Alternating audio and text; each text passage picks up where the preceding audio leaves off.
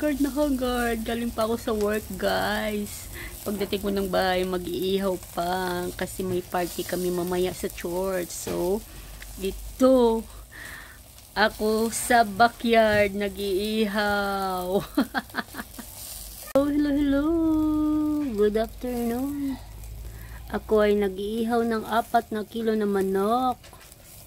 Kami ay may Christmas party. Ayan. Kanya-kanya dala ng pagkain.